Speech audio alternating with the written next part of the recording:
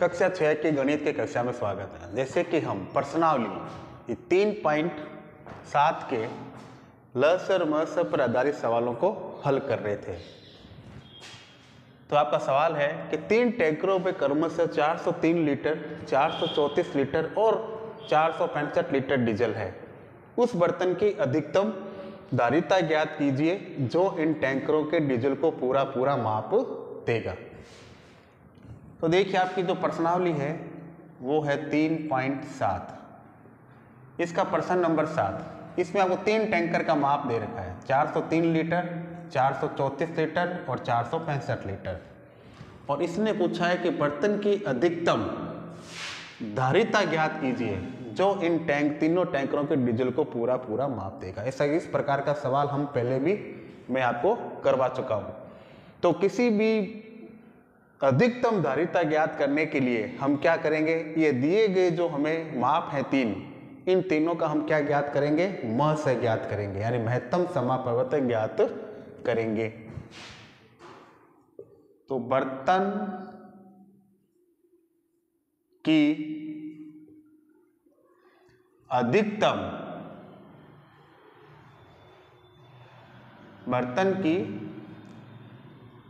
अधिकतम धारिता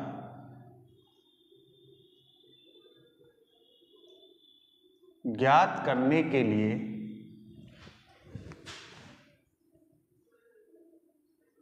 403 लीटर,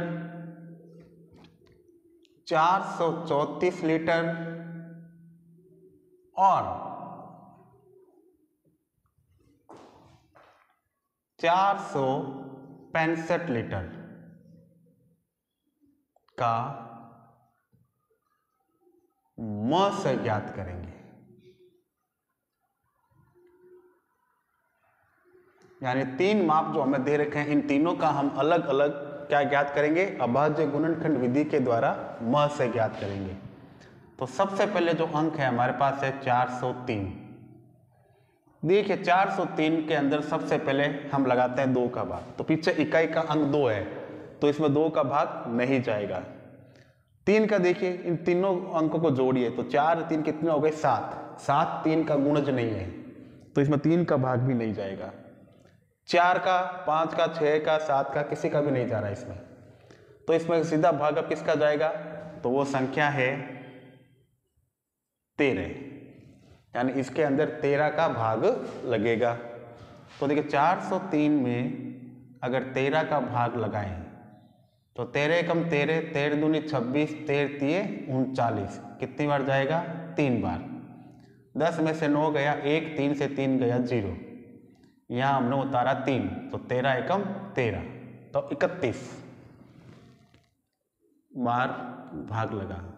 अब 21 तो अभाज्य संख्या किसी पाढ़े से विभाजित नहीं होती है तो इसमें समय का ही भाग जाएगा। तो 31 एकम 31,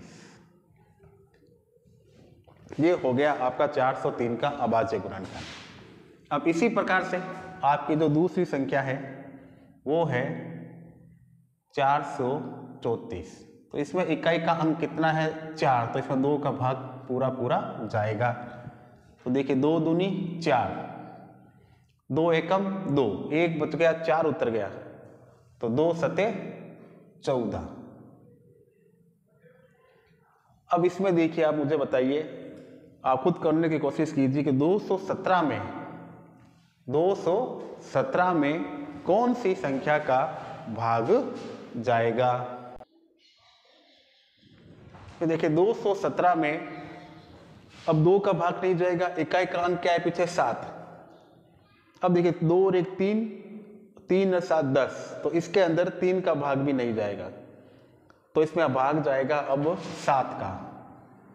पहले दे रखा 21, तो 3 सते 21 और 3 एकम 3, फिर 31 आ गया। 31 अभाज्य संख्या है, अपने स्वयं के पाढ़े से ही विभाजित होती है, तो 31 एकम 31। फिर अगला अंक है आपका 465। तो 465 पीछे इकाई का अंक 5 है, 2 का नहीं जाएगा, 2 के बाद में अभाज्य संख्या होती है 3, तो 3 का भाग भी नहीं जाएगा। 3 के बाद में संख्या आती है 5, तो देखिए 5 का भाग लगाइए इसके अंदर।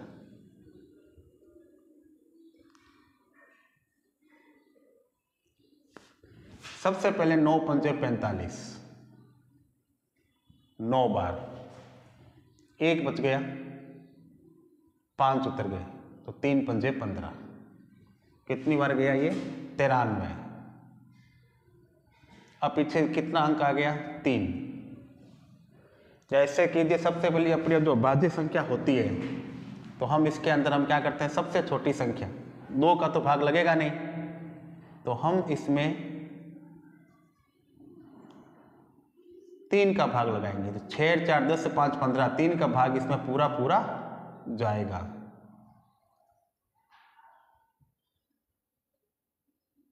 पहले 3 एकम 3, 1 बार, 1 बचा, 6 आ गए, फिर 3 पंजे 15,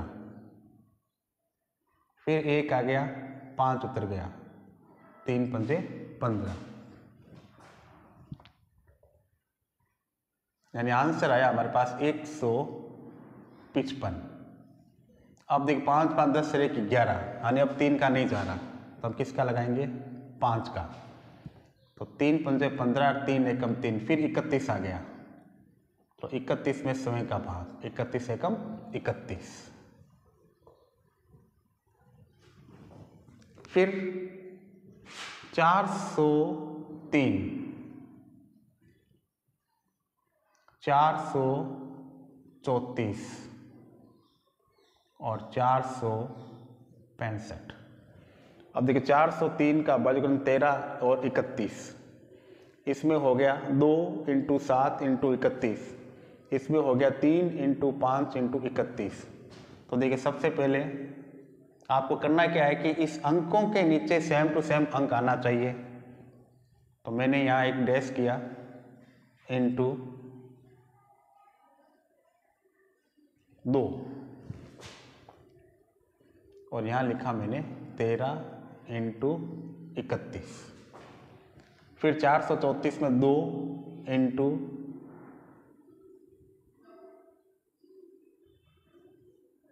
7 और 31 के नीचे 31। 465 में किया, डैश हो गया 3 × 5 डैश डैश और 31। अब इसमें आपका केवल एक ही अभाज्य गुणनखंड का है जो सार्वत्रिक गुणनखंड बन रहा है, वो है संख्या 31। यानी 403, 434 और 465 का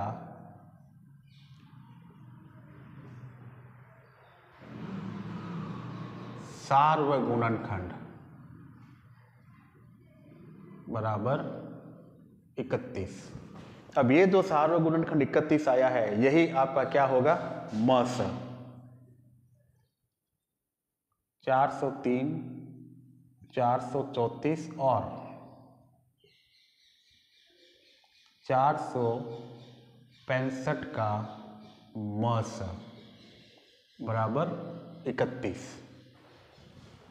तो बर्तन की अधिकतम धारिता ज्ञात करने के लिए हमें क्या ज्ञात करना है? मस। तो हम यहां लिख देंगे अब अतः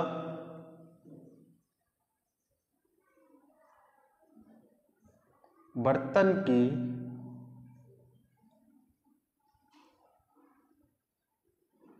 अधिकतम धारिता बराबर 31 लीटर।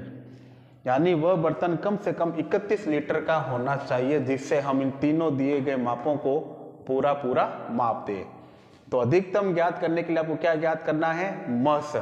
तो इस सवाल को पढ़िए और समझिए और इसे वापस करने का अभ्यास कीजिए। धन्यवाद।